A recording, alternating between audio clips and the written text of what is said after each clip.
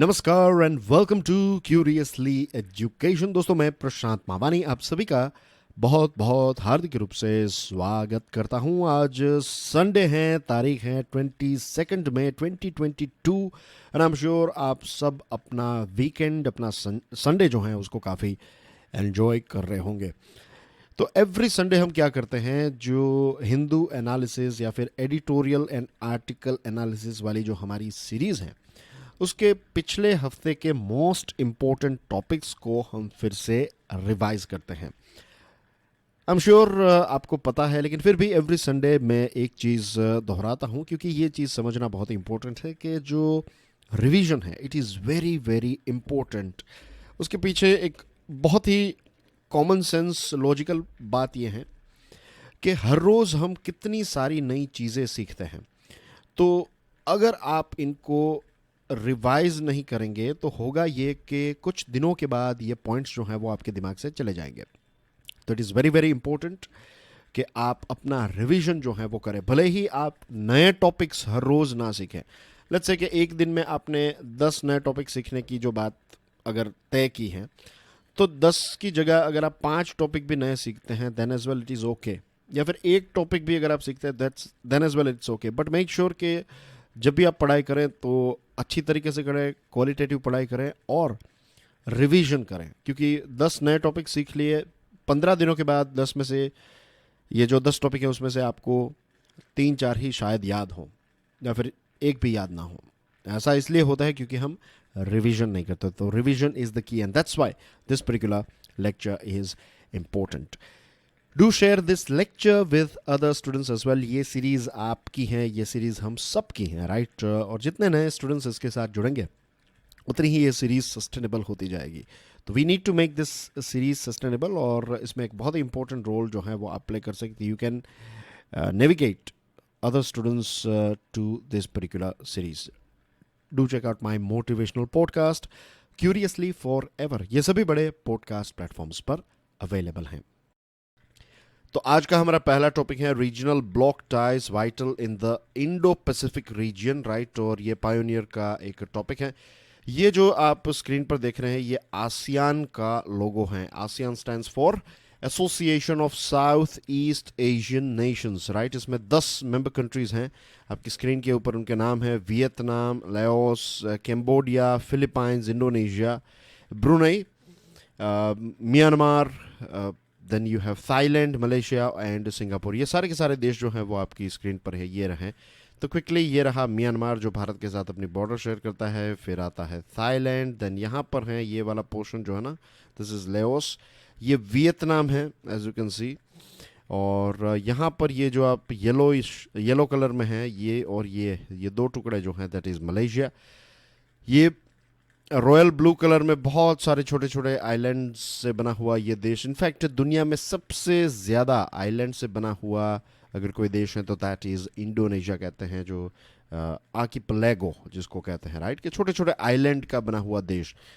तो जहाँ तक मुझे पता है आई थिंक 15,000 से भी ज़्यादा आइलैंड्स इंडोनेशिया के पास हैं। That makes it one of the biggest archipelago in the world. और ये रेड वाला जो पोर्शन आपको दिखाई दे रहा है दैट इज़ फिलीपाइंस। और यहाँ पर एक छोटा सा, if you can C, right, let me zoom it up for you guys. तो ये रहा एक छोटा सा जो ग्रे पोर्शन दिखाई दे रहा है that is Brunei Darussalam, right. ये रहा, दिस इज़ ब्रुनई, राइट। तो ये रहे आपके 10 आसियान के नेशंस। एंड आसियान ये वाला जो पोर्शन नज़र आ रहा है दिस वन, तो ये हैं साउथ चाइना सी। और ये वाला जो पोर्शन है this one is Pacific ocean. और ये वाला पोर्शन जो है दिस इज़ इंडियन ओशन। तो इंडियन ओशन और पैसिफिक ओशन को कनेक्ट करने वाली एक इम्पोर्टेंट कड़ी है साउथ चाइना सी, और ये आसियान के इर्द गिर्द आती है। सो दैट्स वाई नाम से ही पता चल गया होगा, regional block ties vital in the Indo Pacific. अब बात करते हैं इस आर्टिकल के बारे में। हमने मैप स्टडी कर लिया, अब हमें पता है कि एग्जैक्टली किस एरिया के बारे में हम बात कर रहे हैं, isn't it. Now let's jump on to the points. USA के प्रेसिडेंट जो बाइडेन साहब ने हाल ही में वॉशिंगटन में यानी कि यूएसए में आसियान के 8 मेंबर देशों के जो लीडर्स हैं उनकी मीटिंग, टोटल 10 मेंबर्स हैं लेकिन यहाँ पर 8 मेंबर्स जो हैं वो मौजूद थे। तो यूएसए और आसियान के 8 देशों के बीच में एक बहुत ही इंपॉर्टेंट मीटिंग हुई वॉशिंगटन में, यूएसए में। आने वाले समय में जो बाइडेन साहब जो हैं वो जापान जाने वाले हैं, उसके बाद वो जाएंगे साउथ कोरिया, उसके बाद एक मीटिंग भी होगी, राइट। जापान में होगी ये मीटिंग, टोक्यो में होगी, क्वाड लीडर्स की मीटिंग होगी। ये summit is the highest form. तो इसमें जो बाइडेन साहब होंगे, टोक्यो यानी कि जापान के प्राइम मिनिस्टर होंगे, ऑस्ट्रेलिया के प्राइम मिनिस्टर होंगे और भारत के प्राइम मिनिस्टर नरेंद्र मोदी साहब जो हैं वो भी जापान ट्रैवल करेंगे to attend this Quad summit. और जापान और साउथ कोरिया के साथ जो ये ट्रैवलिंग कर रहे हैं प्रेसिडेंट जो बाइडेन, तो बायलैटरल मीटिंग होगी यूएसए और जापान की और यूएसए और साउथ कोरिया की, ठीक है। अब यहां पर एक चीज जो साफ है वो ये है कि यूएसए अपने आप को इंडो पैसिफिक रीजन में मोस्ट पावरफुल इकोनॉमी के तौर पर पोजीशन करना चाहता है और वो पोजीशन जो है यूएसए की वो मेंटेन करना चाहता है। बिकॉज वी नो कि चाइना जो है वो अब इंडो पैसिफिक रीजन में काफ़ी स्प्रेड होने लगा है। और जब से ये यूक्रेन का युद्ध हुआ है, जो युद्ध जैसी सिचुएशन थी पिछले कुछ महीने से, आई एम टॉकिंग अबाउट फरवरी के पहले से जो सिचुएशन थी, तो बहुत सारे लोगों ने ये कहा कि अब यूएसए का फोकस जो है वो इंडो पैसिफिक के ऊपर नहीं रहेगा, यूएसए का फोकस जो है वो यूरोप पर ज़्यादा होगा, यूक्रेन पर ज़्यादा होगा। लेकिन यहाँ पर ये जो लेटेस्ट खबर आ रही है कि यूएसए जो है वो ये आसियान की मीटिंग कर रहा है, उसके बाद जापान, साउथ कोरिया, क्वाड, ये सारी मीटिंग्स होगी। दैट मीन्स कि यूएसए साइमल्टेनियसली, राइट, एक साथ दो जगह पर सबसे जो वोलेटाइल रीजियंस हैं, एक तो यूरोप है फिलहाल, right, Ukraine particularly, precisely Ukraine, और दूसरा जो रीजन है that is Indo Pacific region. तो ये दोनों रीजन्स पर अब यूएसए जो है वो फोकस कर रहा है। रही बात आसियान की, तो जैसे मैंने आपको बताया कि इंडियन ओशन और पैसिफिक ओशन के बीच में एक बहुत ही इंपॉर्टेंट लिंक का काम करता है ये आसियान रीजन। तो एज यू कैन सी ये यहाँ से स्टार्ट होते हैं ये आसियान के देश, और you can see here Pacific ocean, this is Indian ocean, और ये रहा साउथ चाइना सी। जैसे मैंने आपको बताया कि दोनों को कनेक्ट करने वाला एक इम्पोर्टेंट अगर कोई कड़ी है तो दैट इज साउथ चाइना सी। तो ये आसियान के देश है ना दोस्तों, ये इंडो पैसिफिक के लिए बहुत ही इंपॉर्टेंट है। और ये आसियान रीजन एक ऐसा रीजन है जो यूएसए और चाइना दोनों कंट्रोल करना चाहते हैं। कंट्रोल इन द सेंस कि ज़्यादा से ज़्यादा यहाँ की मार्केट को सर्व करना चाहते हैं, यहाँ से मैक्सिमम प्रॉफिट कमाने के चांसेस को, अपॉर्चुनिटीज़ को डेफिनेटली गंवाना नहीं चाहेंगे। They would like to make the most out of it. और यहाँ पर हकीकत देखी जाए तो चाइना ने बाजी जो है वो मार ली है। चाइना का ये 10 देशों के साथ जो एनुअल ट्रेड है दैट इज $700 बिलियन। $700 बिलियन का व्यापार जो है वो चाइना 10 आसियान देशों के साथ करता है। और यूएसए की बात करें तो इन 10 देशों के साथ यूएसए का ट्रेड जो है वो नियरली 50% है, right, compare to what China is doing, तो समवेयर अराउंड $350 बिलियन। और भारत की बात करें तो भारत का ट्रेड इन 10 देशों के साथ बहुत ही कम है compare to China and USA. और हमारे लिए ये थोड़ी शर्म की बात भी है कि आसियान के साथ 11 सालों से हमारा फ्री ट्रेड एग्रीमेंट है। अब फ्री ट्रेड एग्रीमेंट मैंने कई बार आपको समझाया है, तो आई am not going into the details. अगर आप ज़्यादा फ्री ट्रेड एग्रीमेंट के बारे में जानना चाहते हैं तो मैं यहाँ पर मैं कुछ लिंक्स ऐड कर रहा हूँ, आप उनको देख लीजिएगा। Right, press the I button जो कोने पर आपको दिख रहा है, तो hit that button and you will know what it is all about, right. तो फ्री ट्रेड एग्रीमेंट 11 सालों से हैं, लेकिन फिर भी ट्रेड बहुत कम है। और इनफैक्ट इस साल जो है भारत और आसियान दोनों 30 इयर्स स्ट्रेटेजिक फ्रेंडशिप के सेलिब्रेट कर रहे हैं, और 2022 को ASEAN India friendship year declare किया है। तो we need to do more दोनों देशों को। वैसे से दोनों देश, ये आसियान तो एक ब्लॉक है, BLOC ब्लॉक, राइट, BLOKE नहीं। तो ये जो ब्लॉक है यानी कि एक ग्रुप ऑफ नेशन है आसियान, तो ये एक पार्टी और भारत, ये दोनों को ज़्यादा चीज़ें करने की ज़रूरत है। और भारत की तरह आसियान जो है वो भी चीज़ों को चेंज करना चाहेगा। फ्यूल की प्राइस काफ़ी बढ़ चुकी है, तो आसियान देश जो हैं ये सारे देश भी डेवलपिंग कैटेगरी में आते हैं, और ये भी फ्यूल जो है वो इंपोर्ट करते हैं, तो उनके वहाँ भी इन्फ्लेशन जो है वो काफ़ी बढ़ चुका है। और भारत की तरह जब डिफेंस के प्रोडक्ट्स की बात आती है तो आसियान के देश जो हैं वो भी रशिया पर डिपेंडेंट हैं। अब आसियान के देश जो हैं वो इंडस्ट्री और बहुत सारी चीज़ें वहाँ पर एक्सपांड हो रही हैं, नो डाउट अबाउट इट, लेकिन भारत की तरह उनका ऐसा सपना नहीं है कि वो ग्लोबल डिफेंस एक्सपोर्टर बनना चाहते हैं। और भारत ने इनफैक्ट फर्स्ट सबसे बड़ी डील जो भारत ने किसी देश के साथ की, दैट इज़ फिलीपाइंस, राइट। हमने कौन सी missile, BrahMos missile, right, BrahMos missile की डील जो इनफैक्ट फर्स्ट बैच जो हैं वो वहाँ पर पहुँच भी गई है, as far as I know, कि ये जो ब्रह्मोस मिसाइल हैं वो हमने फिलीपाइंस को सौंप दी हैं। तो पहली ऐसी डील भारत ने किसी देश के साथ की है, और ये एक पहला स्टेप है भारत के लिए। आई एम श्योर फ्यूचर में हम और ज़्यादा डिफेंस के प्रोडक्ट्स जो हैं वो दुनिया के दूसरे देशों को एक्सपोर्ट करेंगे। और वी नो कि भारत जो है वो हैविली डिफेंस के प्रोडक्ट्स को इंपोर्ट करता आया है, लेकिन अब भारत जो है वो आने वाले 5-10 सालों के अंदर एक्सपोर्टर बनना चाहता है। तो आसियान एक ऐसा रीजन है जिसको भारत आज से ही टारगेट कर सकता है। जियोपॉलिटिकल कंपल्शंस कुछ इस प्रकार से चल रहे हैं। एंड व्हेन आई से geopolitical compulsions, let me be more specific. China का जिस प्रकार का बिहेवियर है, तो इसको ध्यान में रखते हुए इंडिया और यूएसए को मिलकर काम करना होगा, और आसियान रीजन को अपनी तरफ और ज़्यादा खींचने की कोशिश जो है वो करनी ही पड़ेगी। क्वाड के बारे में अगर बात करें तो वी नो के क्वाड में डेमोक्रेटिक कंट्रीज मिलकर काम कर रहे हैं। अब शायद ऐसा हो सकता है कि ये जो क्वाड की मीटिंग होगी, इस क्वाड की मीटिंग में डिफेंस को लेकर, डिफेंस प्रोडक्ट्स को लेकर कुछ बड़े अनाउंसमेंट्स किए जाएं, और इसमें इंडिया को एक मैन्युफैक्चरिंग हब के तौर पर देखा जा सकता है। लेट्स से यूएसए और ऑस्ट्रेलिया जो हैं और जापान, तो पैसे, टेक्नोलॉजी, लॉजिस्टिक्स, ये सारी चीज़ें सपोर्ट करें, प्रोवाइड करें, और भारत में प्रोडक्शन हो। तो this is something that we are expecting the upcoming Quad summit of course. और कुछ अनाउंसमेंट्स भी हो सकते हैं क्वाड के तहत टोक्यो में, राइट। कुछ वर्क ग्रुप्स अगेन दवाई के लिए, मैन्युफैक्चरिंग के लिए, सेमीकंडक्टर के लिए, डिफेंस प्रोडक्ट्स के लिए, तो ऐसे बड़े अनाउंसमेंट जो हैं वो हो सकते हैं। यूक्रेन को लेकर भारत को थोड़ी तैयारी करनी पड़ेगी, राइट, क्योंकि भारत का जो एक स्टैंड है, I am sure we all know. तो again not going into the details of कि भारत ने क्या क्या किया यूएन में जब से ये यूक्रेन और रशिया के बीच में युद्ध स्टार्ट हुआ है, लेकिन I would like to tell here very simply कि भारत को अपने जवाब जो हैं वो तैयार करने पड़ेंगे, क्योंकि ऑफ कोर्स भारत जो है वो क्वाड का एक बहुत ही इंपॉर्टेंट और इनवायोलेबल पार्टनर है।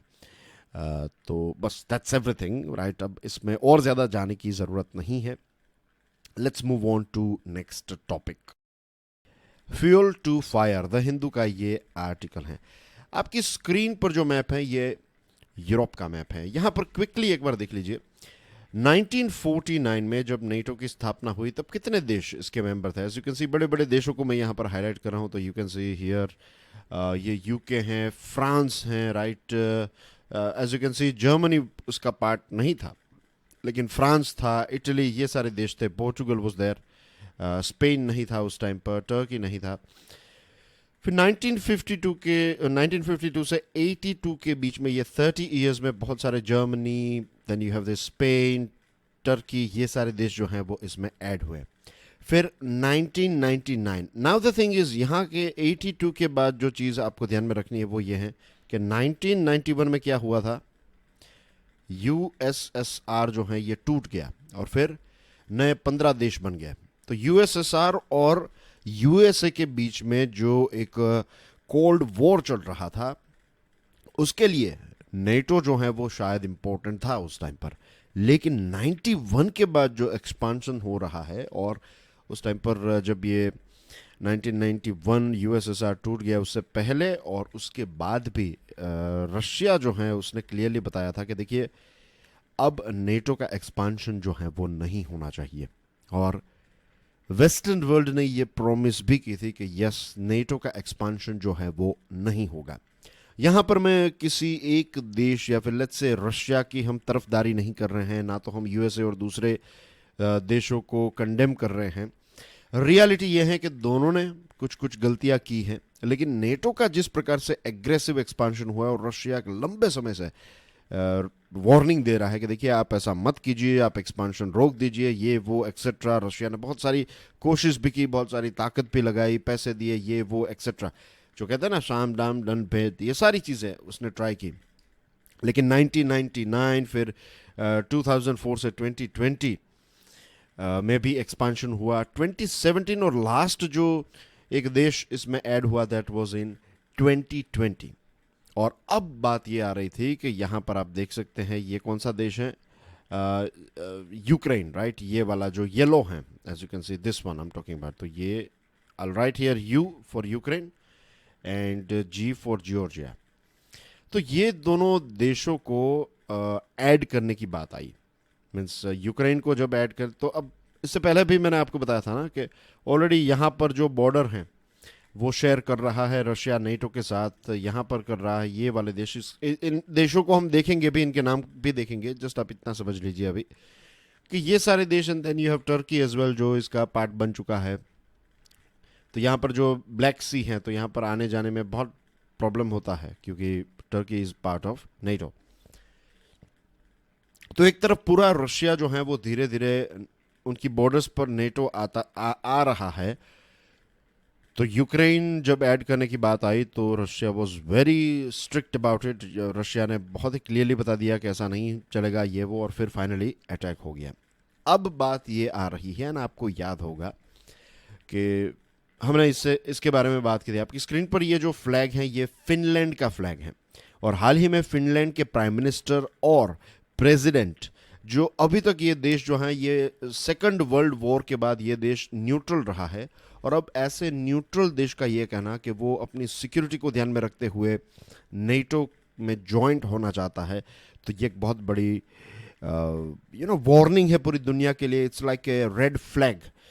एक चिंता का विषय है कि रशिया ने यूक्रेन पर अटैक इसलिए किया ताकि नेटो जो है वो अपना एक्सपांशन बंद करे, और यहाँ पर नया देश जो है वो नेटो को ज्वाइन करने की बात कर रहा है। अब इस मैप को इससे पहले भी हमने देखा था, बहुत ही क्विकली देख लेते हैं। तो एस्टोनिया, लेटिविया, ये सारे देश जो हैं, ये दोनों देश, तो ये रशिया के साथ यहाँ पर बॉर्डर शेयर कर रहे हैं। एज वी नो कि ये दोनों देश, ये देश भी हैं लेकिन ये बॉर्डर शेयर नहीं करता है, लेकिन ये देश जो है वो रशिया के साथ बॉर्डर शेयर करते हैं, और ये नेटो कंट्रीज़ हैं। तो ये सारे देश, और फिर होगा ये कि ये फिनलैंड ऐड हो जाएगा। तो आप समझ लीजिए पूरी जो नॉर्थ से, वैसे ये नॉर्वे जो है वो ऑलरेडी नेटो का पार्ट हैं, तो यहाँ पर तो बॉर्डर ऑलरेडी शेयर हो रही है। फिर ये पूरी बॉर्डर जो है यहाँ तक ये नेटो की हो जाएगी, और नेटो ये चाहता है कि अभी तो बेलारूस जो है उसमें आप समझ लीजिए रशिया के मित्र प्रेसिडेंट की ही सरकार है, कि व्लादिमीर पुतिन के एक प्रकार से अच्छे फ्रेंड हैं, और अब कह सकते हैं कि बेलारूस जो है वो एक प्रकार का रशिया का डिप्यूटी है।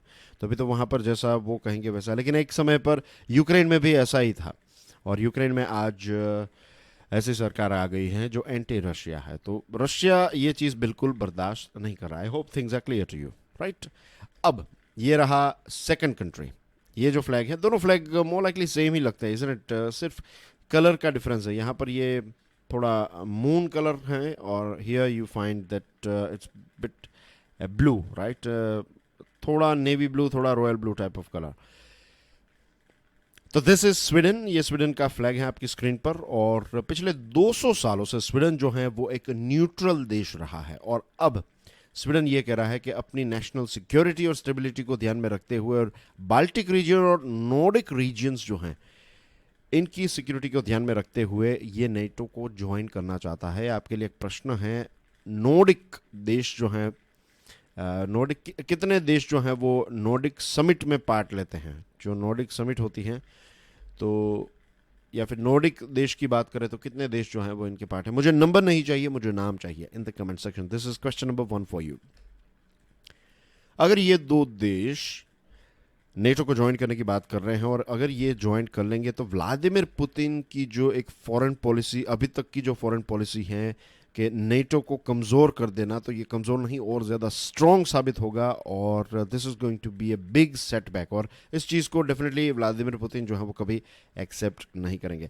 अच्छी बात यह है कि नेटो में जो डिसीजन लिए जाते हैं ये यूनानिमस डिसीजन होते हैं, यानी कि जितने भी आपके मेंबर्स हैं सारे के सारे मेंबर्स अगर यस कहेंगे तो ही एक नया मेंबर इसमें ऐड होगा। अगर एक भी मेंबर ऐसा कहेगा नो, तो फिर आप ऐड नहीं कर सकते। एंड फॉर्चुनेटली टर्की जो है उसने इन नॉर्डिक देशों को ऐड करने से मना किया है। टर्की ने ये कहा है कि इनको हमें ऐड नहीं करना चाहिए। तो एटलीस्ट यहाँ पर ऐसा तो है कि तुरंत तो ये ऐड नहीं हो जाएंगे। फिलहाल तो टर्की जो है वो मना कर रहा है और डिसीजन जो है वो यूनानिमस लिया जाता है नेटो में। यूके और यूएसए जो हैं वो पुश कर रहे हैं कि हमें नेटो को एक्सपांड करना चाहिए। जर्मनी और फ्रांस जो हैं वो इस चीज़ को लेकर थोड़े कॉशियस हैं। वो इतने ऐसा नहीं है कि वो ये कह रहे हैं कि इसको एक्सपांड कर दें, वो सोच समझ कर चीज़ों को आगे बढ़ाने की बात कर रहे हैं। हंगेरी नाम का जो देश है उसने रशिया की कहीं ना कहीं मदद भी कर ली, राइट। यूरोपियन यूनियन का जो प्लान था रशियन ऑयल इंपोर्ट्स के ऊपर सैंक्शंस लगाने का, तो इसके ऊपर एक प्रकार का स्टे लगाया है हंगेरी ने। और अब सबसे बड़ा प्रश्न जो उठता है वो ये है कि अभी जो यूरोप में हमें सिचुएशन देखने को मिल रही है, इट इज़ लाइक जो फर्स्ट वर्ल्ड वॉर हुआ था उससे पहले जो सिक्योरिटी कंपटीशन हमें देखने को मिलता था कि ये कहता था एक राज्य ये कहता था कि हम सबसे स्ट्रांग है, दूसरा ये कहता था हम हैं, तीसरा कहता था हम पावरफुल हैं। तो ये जो कंपटीशन हो रहा था यही कंपटीशन हमें आज के ज़माने में देखने को यहाँ पर मिल रहा है। और चिंता का जो विषय है वो ये भी है कि उस टाइम पर तो नहीं था, लेकिन इस टाइम ये जो रशिया और नेटो के बहुत सारे मेंबर्स जो हैं उनके पास न्यूक्लियर वेपन्स भी हैं और ऐसे समय में ये security competition is dangerous. But a bigger question these countries as well as Europe as a whole face is whether another round of expansion of NATO would help bring peace and stability in Europe. क्या NATO को expand करने से Europe में piece and stability आ जाएगी? ये एक प्रश्न जो है वो ये यूरोपियन देशों को अपने आप को पूछना चाहिए। और एक ही चीज़ है, राइट, सबसे पहले तो ये जो युद्ध चल रहा है ये रशिया इमीडिएटली रोक दे, बातचीत के माध्यम से प्रॉब्लम को सॉल्व करें और इसका कोई लॉन्ग टर्म सॉल्यूशन निकालने की ज़रूरत है। और नेटो मेंबर्स को खास करके यूएसए को भी ये समझना चाहिए कि एक्सपांशन आप करने की बात करेंगे और प्रॉब्लम जो है वो किसी और देश को होगी, उनको भी होगी, लेकिन अब यूक्रेन के लोगों की जो जान चली गई उसमें सबसे बड़ा नुकसान तो यूक्रेन का हुआ ना। तो ऐसी चीज़ें जो हैं वो नहीं होनी चाहिए, राइट। आप एक्सपांशन और ये सारी चीज़ों को छोड़कर टेबल पर बैठकर कुछ लॉन्ग टर्म सॉल्यूशन निकालिए, वरना ये कंपटीशन जो है वो पूरी दुनिया के लिए बहुत ही नेगेटिव है। बिकॉज वी नो के अब रशिया जो है वो न्यूक्लियर वेपन्स के बारे में भी बात करने लगा है। हमने इस बारे में भी बात की थी कि रशिया ने ये कहा था कि अगर फिनलैंड और स्वीडन इसको ज्वाइन करने की बात करेंगे या फिर ज्वाइन करेंगे तो फिर हम ये जो बाल्टिक रीजन है उसमें रशिया क्या करेगा, न्यूक्लियर मिसाइल्स और हाइपरसोनिक मिसाइल्स जो हैं वो यहाँ पर डिप्लॉय कर देगा। It's very very dangerous thing. और रशिया कर भी देगा, ऐसा नहीं है कि वो सिर्फ बता रहा है या फिर कह रहा है, कठोर निंदा नहीं कर रहा है। Russia will do that thing and that will be very dangerous. The importance of Lumbini, the Hindu का ये आर्टिकल है, इंडिया नेपाल रिलेशंस पर यह आर्टिकल, जैसे मैंने आपको बताया हमारे एक एक्स एम्बेसडर साहब ने लिखा है। अब हमारे प्राइम मिनिस्टर नरेंद्र मोदी साहब जो हैं वो नेपाल की एक शॉर्ट विजिट करने वाले हैं, कुछ घंटों के लिए ही वहाँ पर जाएंगे, लुम्बिनी में वो जाएंगे and it is full of symbolism and substance. अभी तक हमारे कोई भी प्राइम मिनिस्टर पिछले कई दशकों से, ऐसा नहीं है कि कोई भी प्राइम मिनिस्टर वहाँ पर नहीं गए, लेकिन कई दशकों से हमारे कोई प्राइम मिनिस्टर जो हैं वो लुम्बिनी नहीं गए हैं। और मोदी साहब का एक पर्सनल डिज़ायर भी था कि वो लुम्बिनी जाए। 2014 में जब वो प्राइम मिनिस्टर बने तब से उनकी एक इच्छा थी कि वो वहाँ पर जाए, लेकिन ये इच्छा उनकी पूरी नहीं हो पाई, वो ट्रैवल नहीं कर पाए फॉर वेरियस डिफरेंट रीजंस। और उनके बदले में जो राइटर हैं उन्होंने एक बोधि ट्री जो है उसका एक पौधा जो है वो यहाँ पर लुम्बिनी में लगाया था, यहाँ पर जो माया देवी टेम्पल का गार्डन है वहाँ पर। और लुम्बिनी जो है वो एक ऐसी जगह है जो कहा जाता है कि भगवान बुद्ध जो हैं, गौतम बुद्ध जो हैं, उनका जन्म लुम्बिनी में हुआ था। Amid the strife and turmoil and the anger and hatred that we see in society, the Prime Minister's visit also provides a moment for quiet reflection. अभी हम न्यूज़ काफ़ी इस प्रकार के देखते हैं, isn't it? और सिर्फ न्यूज़ नहीं है, ये न्यूज़ तभी आते हैं जब कुछ होता है। तो एक एक देखिए, ईद के मौके पर, फिर कोई हिंदुओं का त्योहार होता है तो उस टाइम पर, तो हर जगह पर नहीं लेकिन एटलीस्ट एक दो जगह पर भी हमारे देश में ऐसी खबर आ रही है कि कहीं पर पत्थरबाजी हो गई, ये वो हो गई। तो ये सारी चीज़ें हमारे सोसाइटी के लिए बिल्कुल ही अच्छी नहीं है। और यहाँ पर ये जो प्राइम मिनिस्टर साहब की विजिट है ना, ये हम सब के लिए, पूरे देश के लिए एक ऐसा अवसर है कि हम पीस के बारे में, कंपैशन के बारे में, यानी कि करुणा के बारे में, नॉन वायोलेंस, ये सारी चीज़ें जो बुद्ध ने हमें सिखाई है, इसके बारे में हम सोचें। और सिर्फ भगवान बुद्ध ने नहीं है, वी फाइंड के जनरली स्पीकिंग सारे जो अलग अलग रिलीजियंस हैं उसमें आपको यही सारी चीज़ें जो हैं वो सीखने को मिलती हैं। तो जो भी अलग अलग धर्म हैं उसमें जो भी ऐसी कंपैशन, नॉन वायलेंस, पीस की बातें हैं, तो उसके ऊपर हमें रिफ्लेक्शन करने की ज़रूरत है। इसके साथ साथ जो हमारे ये रोरिंग लायंस है ना, सारनाथ लायंस, तो इसका जो मीन्स जैसे अशोक राजा के समय पर बुद्धिज़्म का स्प्रेड हुआ, और भगवान बुद्ध जो हैं उन्होंने हमें क्या दिया, उन्होंने हमें मिडिल पाथ दिया, राइट, मॉडरेशन। और I have found this thing, like सूफियों में भी आप देखेंगे they also follow this middle path, right. ऋषि मुनि जो हैं वो भी ये मिडिल पाथ को फॉलो करते हैं। What is a middle path? ये इतना आपको एक्सट्रीम भी नहीं बनना है और इतना सॉफ्ट भी नहीं बनना है। लाइक जो हम मैथ्स में एक इंटीजर की लाइन पढ़ते हैं ना, तो यहाँ पर होता है 0, देन यू हैव 1 2 3 इस प्रकार से, and then you have -1 -2 -3, right. तो ना तो आप -3 नेगेटिव में रहेंगे, ना तो आप फुल पॉजिटिव में रहेंगे, you stay somewhere in middle. तो ये है मिडिल पाथ। तो टॉलरेंस, डायलॉग, डिबेट, ये सारी चीज़ें, कंसेंसस, रिकॉन्सिलिएशन। तो ये विजिट आप कह सकते हैं कि ये काफ़ी सेंसिटिव भी हैं, काफ़ी स्पिरिचुअल भी हैं, काफ़ी पॉलिटिकल भी हैं।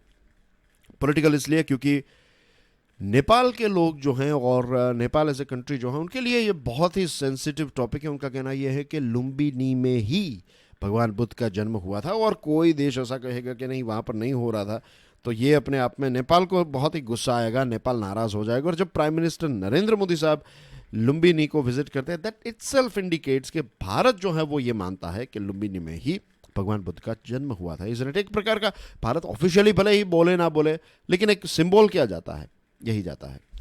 ये स्ट्रेटेजिक विजिट भी है क्योंकि चाइना का प्रेजेंस जो है वो लुम्बिनी में काफ़ी ज़्यादा बढ़ चुका है। वहाँ की जो सबसे बड़ी मोनेस्ट्री है, जो मठ है, ये चाइना ने स्पॉन्सर किया, चाइना ने इसको बिल्ड किया है। इसी के साथ इंटरनेशनल जो कॉन्फ्रेंसेस होती हैं बुद्धिज़्म पर, तो ये स्पॉन्सर और सपोर्ट जो है वो चाइना करता है। और कोविड के पहले के आंकड़ों को देखेंगे तो चाइनीज़ टूरिस्ट जो है वो लुम्बिनी में बहुत ज़्यादा हमें देखने को मिलते थे। चाइना ने कोई कसर नहीं छोड़ी है, right. China has left no stone unturned, जो कहते हैं ना कि जितनी कोशिश थी वो पूरी कोशिश कर ली है। बुद्धिज़्म का जो सॉफ्ट पावर है, और इस सॉफ्ट पावर देखिए, एक होता है हार्ड पावर। हार्ड पावर में आपकी मिलिट्री स्ट्रेंथ और ये सारी चीज़ें। सॉफ्ट पावर में आपके रिलेशंस, लाइक कौन सी ऐसी चीज़ है जो नेपाल और इंडिया को कनेक्ट करती है? तो एक है हिंदुइज्म, फिर ये कहते हैं कि माता जो सीता हैं उनका जन्म हुआ था नेपाल में। Then we have Buddhism, right, Gautam Buddha, Lumbini. इसके अलावा दोनों देशों के बीच में जो इतिहास है, मिलिट्री रिलेशन है, जैसे कि हमारे देश में गुरखा रेजिमेंट है, देहरादून और उन एरियाज़ में आप जाएंगे देन यू विल फाइंड के कितने सारे रिटायर्ड हमारे जो आर्मी के पर्सोनल हैं वो वहाँ पर रहते हैं, और उसमें से आपको ज़्यादातर जो हैं वो नेपाली लोग देखने को मिलेंगे। और फिर रोटी बेटी का रिलेशनशिप है, यानी कि हम फूड, कल्चर, ये सारी चीज़ें सेम है, और मैट्रिमोनियल रिलेशन भी है एक दूसरे के साथ। तो ये हमारा सॉफ्ट पावर है। वैसे ही बुद्धिज़्म जो है वो चाइना में, Japan, then you have Vietnam, Thailand, Indonesia. Indonesia वैसे एक मेजॉरिटी मुस्लिम कंट्री है, लेकिन इंडोनेशिया, मलेशिया, ये सारे देशों में आप जाएंगे, of course south Korea.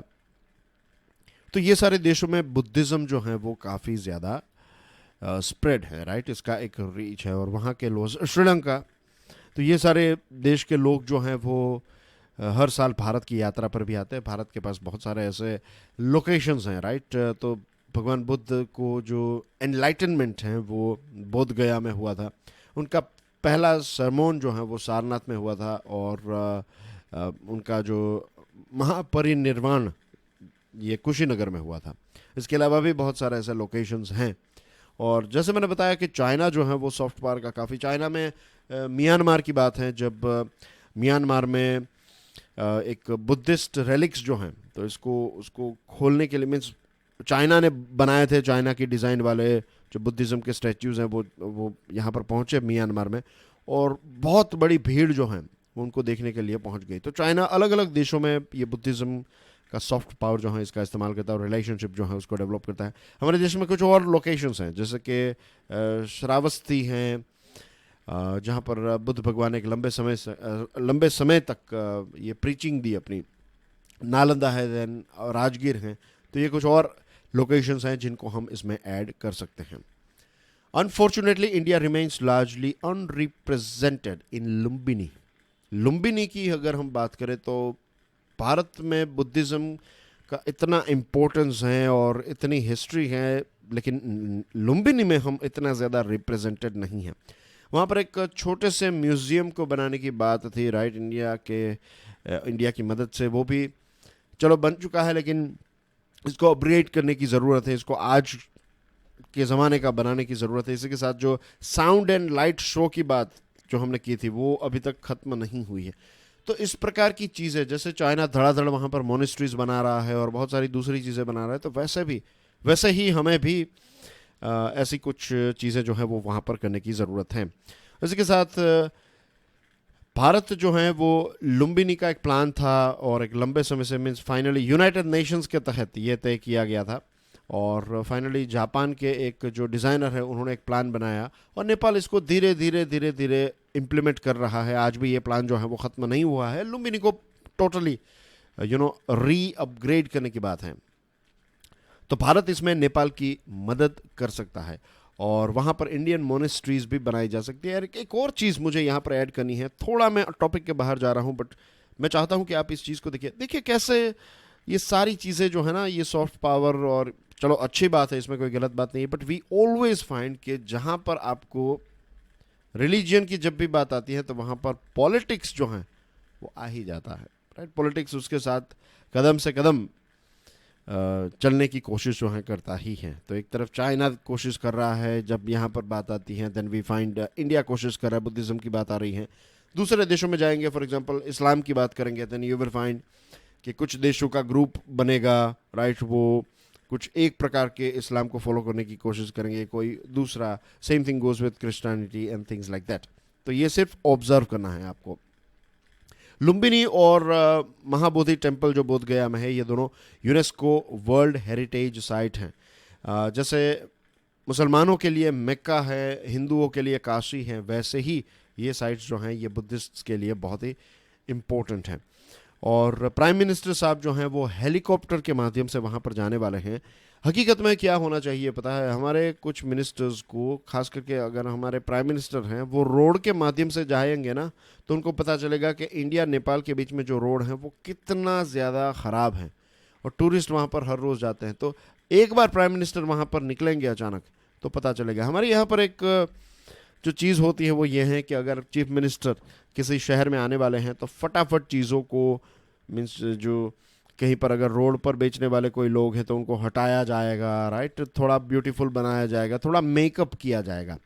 It's like it reminds me of कि जब लड़की को देखने के लिए लड़के वाले जाते हैं तो लड़की वाले जो भी थोड़ा बहुत घर साफ कर लिया, ये वो कर लिया, नए पर्दे लगा दिए। सेम थिंग जब लड़की वाले लड़के वालों के घर जाते हैं तो वहाँ पर भी ऐसा होता है। तो ये प्रकार का जो रियलिटी है ना, कि जो जैसे नॉर्मली वो जीवन जीते हैं वैसा नहीं दिखाएंगे, थोड़ा best behaviour. Same thing goes here as well. ये हमारे देश की बहुत ही पुरानी और आई वुड से कि अब ये एक बहुत ही गंदी आदत है। जो हैं वैसा रखो, ताकि पता चले जो प्राइम मिनिस्टर और चीफ मिनिस्टर्स या फिर आपके गवर्नर या फिर प्रेसिडेंट वहाँ से निकलते हैं तो उनको पता तो चले कि हकीकत क्या है। तो ये हकीकत अगर उनको पता चलेगी तो ये रोड इम्प्रूव होगा, तो दोनों देशों के लिए बहुत बड़ी राहत की बात होगी। और जो मॉन्क्स वहाँ पर हैं मोनेस्ट्रीज़ में, लुम्बिनी में, दुनिया के अलग अलग देशों के मॉन्क्स यहाँ पर रहते हैं, उनकी मोनेस्ट्रीज़ हैं यहाँ पर।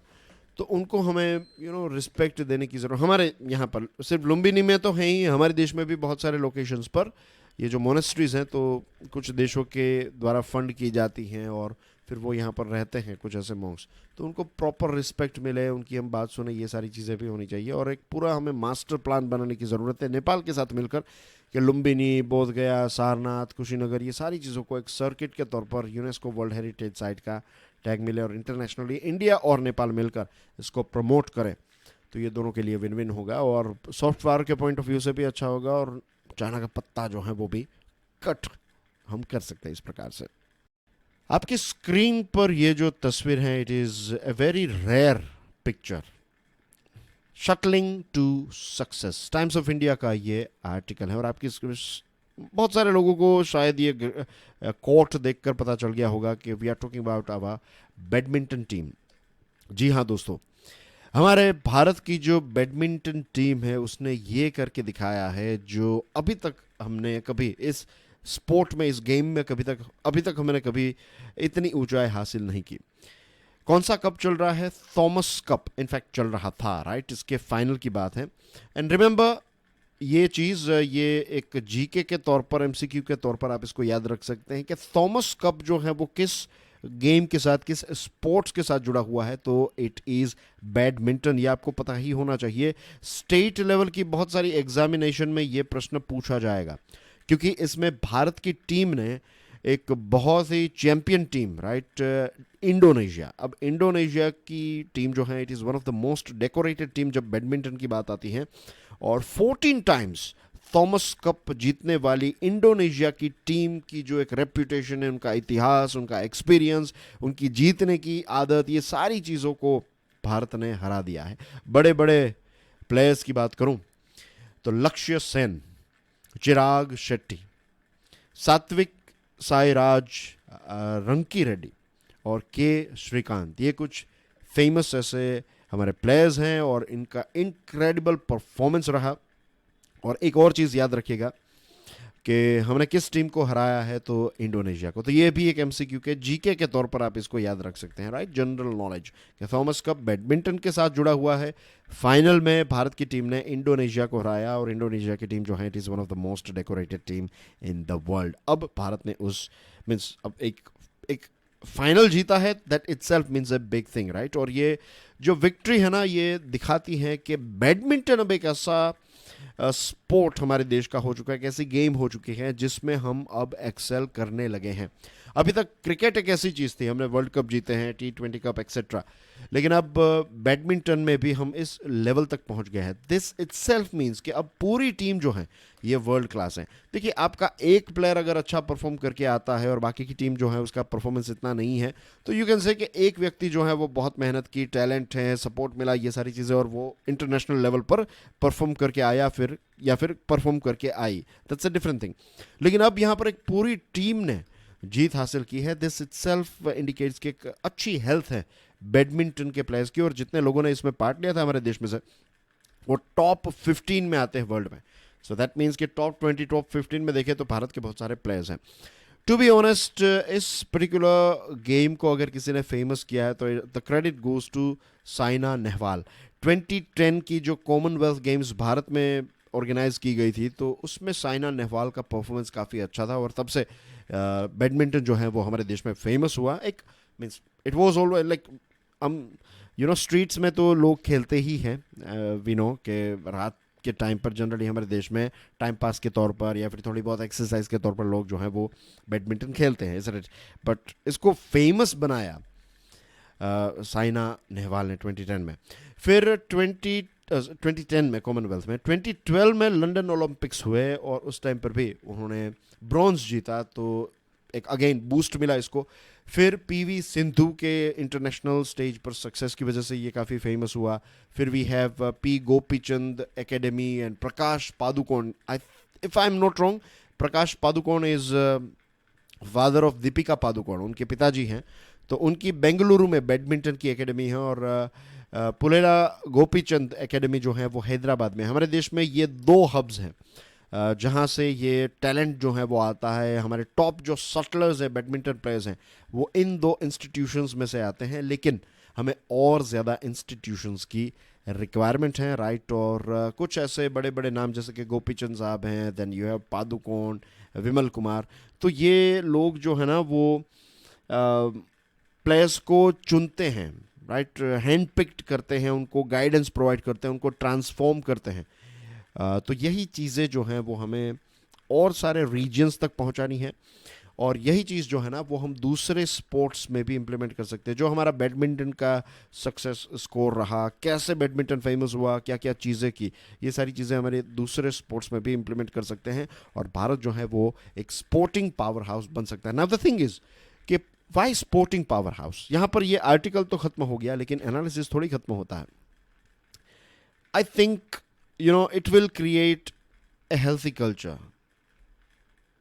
एक हेल्थ का कल्चर जो है वो डेवलप होगा। अब बहुत सारे लोग जो है वो ना सुबह क्रिकेट खेलने के लिए जाते हैं, राइट, वो जॉब कर रहे हैं, बिजनेस कर रहे हैं, लेकिन हर रोज़ सुबह 6 बजे वो क्रिकेट खेलने के लिए जाते हैं। उनके दिन की शुरुआत कितनी अच्छी होती है, भले ही वो क्रिकेट खेल रहे, जो भी स्पोर्ट्स पसंद है, लेकिन ज़्यादातर क्रिकेट खेलते हैं। तो 6 बजे पूरी टीम मिल जाती है, वो हर रोज़ कभी हारे कभी जीते, और लाइफ की फिलोसॉफी भी ऐसी हो जाती है, कभी आप गिरते हैं, कभी उठते हैं, कभी स्कोर किया, कभी नहीं किया, कभी विकेट ली, कभी आपकी ओवर में ज़्यादा रन्स हो गया। ये सारी हार जीत जो है ना वो आपके बिजनेस प्रोफेशनल लाइफ पर इसकी एक बहुत ही पॉजिटिव इम्पैक्ट होती है। आपके अंदर लीडरशिप स्किल्स और ये सारी चीज़ें बढ़ती हैं। तो sports, health, right, well being, management, ये सारी चीज़ें भी बूस्ट करता है। दूसरी चीज़, जॉब्स जनरेट करता है, राइट। आईपीएल के बाद आप देखिए आईपीएल के टी शर्ट्स आने लगे और बहुत सारी चीज़ें आने लगी, उनकी जो मर्चेंडाइज हैं, तो उसकी वजह से भी बिजनेस जो है वो काफ़ी ज़्यादा बढ़ता है। यंगस्टर्स जो हैं, खास करके बच्चे जो हैं, वो उनको उस प्रकार के पैड्स चाहिए, शूज़ चाहिए जो धोनी ने पहने हैं या फिर जो भी क्रिकेटर्स ने पहने हैं। तो जॉब्स भी जनरेट होती है, इकोनॉमी के लिए भी अच्छा है, राइट। तो इट्स ए विन विन, इसमें कोई मुझे गलत चीज़ मीन्स कोई नेगेटिविटी है ही नहीं, सारी चीज़ें जो है वो पॉजिटिव। और जब स्पोर्ट्स में बिजी रहेंगे बच्चे तो बहुत सारी नेगेटिव चीज़ों से भी दूर रहेंगे, जैसे कि ड्रग्स वगैरह एक्सेट्रा, ऐसे ही फालतू में बैठे रहना। उससे अच्छा है कि कोई स्पोर्ट्स खेल लिया, सुबह जल्दी उठ गए, शाम को जल्दी सो गए। So that's the new cool. Anyway, an eye on achieving SDGs, sustainable development goals. 17 ऐसे गोल्स हैं 2030 तक हमें अचीव करने हैं। यूनाइटेड नेशंस के तहत ये 17 गोल्स तैयार किए गए हैं। चलिए एक बार क्विकली इसको देख लेते हैं। Number 1 is no poverty, zero hunger, good health and well being, quality education. Number 5 general equality, gender equality, clean water and sanitation, affordable and clean energy, decent work and economic growth, industry, innovation and infrastructure, reduced inequalities, sustainable cities and communities, responsible consumption and production, climate action, life below water, very interesting, life on land, peace, justice and strong institutions, and partnerships for the goals. ये हो गए 17 SDGs, यानी कि sustainable development goal. ये an eye on achieving SDGs जो है ना, ये अमर पटनायक साहब ने लिखा है, राज्यसभा के MP हैं, और पहले ये कैग के ब्यूरोक्रेट थे, अब ये एक पॉलिटिशियन है। नीति आयोग, जैसे यूनाइटेड नेशंस का ये SDG है ना, वैसे नीति आयोग का 2020-21 सस्टेनेबल डेवलपमेंट गोल इंडिया इंडेक्स जो है ये बाहर आया है, और इसमें 0 से 100 पॉइंट्स जो हैं वो दिए जाते हैं। यहाँ पर कुछ ऐसे पॉइंट्स हैं जो मैं पढ़ूंगा भी और एक्सप्लेन भी करूंगा, तो we will go bit slowly. बहुत ही इंटरेस्टिंग, बहुत सारे पॉइंट्स भी हैं इस आर्टिकल में। तो इसमें ओवरऑल एक हमारे देश का परफॉर्मेंस जो है SDG इम्प्लीमेंटेशन में ये इम्प्रूव हुआ है, which is a good thing, right. और जो लोवेस्ट इंडेक्स हैं, जो लोवेस्ट कैटेगरी हैं, एस्पिरेंट की कैटेगरी, तो इसमें हमारा एक भी राज्य नहीं है, that is also a positive thing. हमारे सभी राज्यों को 50 से ज़्यादा पॉइंट्स मिले हैं, 100 पॉइंट्स टोटल हैं, तो उसमें से 50 से ज़्यादा पॉइंट्स मिले हैं। 13 ऐसे राज्य हैं जो परफॉर्मर की कैटेगरी में आते हैं, और 15 ऐसे राज्य हैं जो फ्रंट रनर की कैटेगरी में आते हैं, तो that is also a good thing. India के ओवरऑल रैंक की बात करें तो हमारा ओवरऑल पॉइंट रहा 66 पॉइंट, राइट। भारत जो है वो, भारत की बात है यहाँ पर, राइट, राज्यों की नहीं है। ग्लोबल लेवल की बात करें तो भारत फ्रंट रनर की कैटेगरी में आया है और हमारा रैंक जो है जो पहले था उससे 2 रैंक हम ड्रॉप हुए हैं। और हमारे नेबर्स जो हैं उन्होंने हमसे अच्छा परफॉर्म किया है, which is a good thing I would say, right. Healthy competition neighbours के अंदर है तो that is very very good, ऐसा होना ही चाहिए। तो अगर Bangladesh, Nepal, Sri Lanka, this countries are performing better than us तो हमें उससे इंस्पिरेशन मिलेगी। तो ये भी heads off to all this छोटे छोटे देश जो हमारे इर्द गिर्द रहते हैं। भारत ने सस्टेनेबल डेवलपमेंट गोल्स जो नंबर 6 जो क्लीन वाटर एंड सैनिटेशन के साथ जुड़ा हुआ है, नंबर 7 जो अफोर्डेबल एंड क्लीन एनर्जी के साथ जुड़ा हुआ है, नंबर 11 जो सस्टेनेबल सिटीज़ एंड कम्युनिटीज़ के साथ जुड़ा हुआ है, नंबर 12 जो सस्टेनेबल कंजप्शन एंड प्रोडक्शन के साथ जुड़ा हुआ है। तो ये सारे अलग अलग गोल्स में भारत ने भारत ने अच्छा परफॉर्म नहीं किया। Bharat did not do well in sorry इन 6, 7, 11 और 12 में हमने अच्छा परफॉर्म किया है। बाकी के जो हैं दूसरे गोल्स उसमें उतना अच्छा परफॉर्म नहीं किया है। अब परफॉर्मेंस की ही बात करें तो अब स्टार परफॉर्मर की बात करते हैं और this is a state Odisha. Odisha का परफॉर्मेंस काफ़ी सही रहा है, right. 3 point improvements overall Odisha ने देखे और इसका ओवरऑल स्कोर जो है 61 पॉइंट्स है, which is not bad at all. Number 13 जो क्लाइमेट एक्शन के साथ जुड़ा हुआ है और नंबर 14 जो लाइफ बिलो वाटर के साथ जुड़ा हुआ है, उसमें ओडिशा ने टॉप किया है। और क्लाइमेट एक्शन सस्टेनेबल डेवलपमेंट गोल जो है इसका जो लक्ष्य है वो ये है कि बेसिकली जो क्लाइमेट चेंज है, integrate climate change and disaster risk measures with sustainable natural resource management into national development strategies, the state scored 70। इसमें ओडिशा ने 70 पॉइंट्स स्कोर किए हैं। डिजास्टर प्रिपेयर्डनेस प्रोग्राम जो हैं इसमें भी इसका परफॉर्मेंस काफ़ी अच्छा है। और जो नेशनल हमारी एवरेज है कि हमने कितना CO2 एमिट होने से बचाया, तो 28.04 टन्स पर 1000 पॉपुलेशन, ये नेशनल एवरेज है। ओडिशा की एवरेज है 120.07 टन्स ऑफ CO2 पर 1000 पॉपुलेशन। इतना कार्बन एमिट होने से बचाया है बाय यूजिंग LED बल्ब्स। तो ओडिशा जो है इसके बहुत सारे स्टेप्स जो हैं ये पूरे देश के लिए इंस्पायरिंग है, हमें इनसे सीखना चाहिए, दूसरे राज्यों को सीखना चाहिए ऑफ कोर्स। और लाइफ बिलो वाटर जो है इसमें भी इसने काफ़ी अच्छा परफॉर्म किया, 82 पॉइंट्स मिले हैं इसमें। ओशियंस को कंजर्व करना, सीज़ को कंजर्व करना, मरीन रिसोर्सेज को कंजर्व करना, मरीन पॉल्यूशन और इलीगल फिशिंग प्रैक्टिसेस, इन सारी चीज़ों को रोकना, इसमें काफ़ी अच्छा परफॉर्म किया। इसके साथ जो मैनग्रूव्स हैं ये इंक्रीज़ हुए हैं बाय 3.19%। और इसकी वजह से डिज़ास्टर मैनेजमेंट में भी एक सपोर्ट मिलता है। पूरा जो एशिया पैसिफिक रीजन है, तो इस एशिया पैसिफिक रीजन में ये जो 2 गोल्स के बारे में हम बात कर रहे थे 13 और 14, तो पूरे एशिया पैसिफिक रीजन ने इसमें एक डिक्लाइन या फिर रिग्रेशन देखा, एक ड्रॉप देखा। लेकिन ओडिशा एक ऐसा राज्य है जो इस पूरे क्षेत्र में सबसे अच्छा इस 2 चीज़ों में काफ़ी अच्छा परफॉर्म कर रहा है। द रीज़न इज़ क्योंकि ओडिशा ने अलग से पैसे निकाले हैं, अलग से बजट जो है वो इसके लिए निकाला है। This is the first state in our country to do this thing. Climate budget introduce करने वाला पहला हमारे देश का राज्य। फाइनेंशियल ईयर 21 में ओडिशा ने क्लाइमेट बजट इंट्रोड्यूस किया। और अब देखिए, आप क्लाइमेट बजट लेकर आते हैं, जैसे हमारे देश का पहले रेलवे बजट था ना, कि रेलवे जो है रेलवे का बजट और एक जनरल बजट था, अब एक ही हो गया है। अब यहाँ पर देखिए कि एक राज्य जो है वो क्लाइमेट को लेकर एक अलग से बजट लेकर आ रहा है। दिस इटसेल्फ इंडिकेट्स कि ये राज्य जो है ये क्लाइमेट को लेकर कितना सीरियस है, कितना अवेयर है। तो इसमें forest, fisheries, disaster management, agriculture, सारी चीज़ें जो हैं वो इसमें कवर होती हैं। और state action level plan on climate change जो है ये ओडिशा ने 2010 से इम्प्लीमेंट करना जो है वो स्टार्ट कर दिया, फिर इसको रिवाइज किया 2018-23 में। और ये जो सेपरेट SDG बजट है ये पहली बार अगेन 2022 में ये SDG sustainable development gold budget लेकर आया Odisha. In fact goals, not goal, right, ये 17 गोल्स है, तो ये गोल्स को लेकर एक अलग से बजट लेकर आया। और this again indicates it's commitment. तो ये सारे क्षेत्रों में SDG फॉर क्वालिटी एजुकेशन के लिए 16.8% पैसे दिए, क्वालिटी ये रिड्यूस्ड इनइक्वालिटीज़ के लिए 15.4%, 10.2% जो है वो ज़ीरो हंगर के लिए डिस्ट्रीब्यूट किए। तो Odisha is definitely inspiring all of us, isn't it? और डिज़ास्टर प्रिवेंशन, फ्लड मैनेजमेंट और इरिगेशन, ये सारी चीज़ें ओडिशा जो है वो कर रहा है.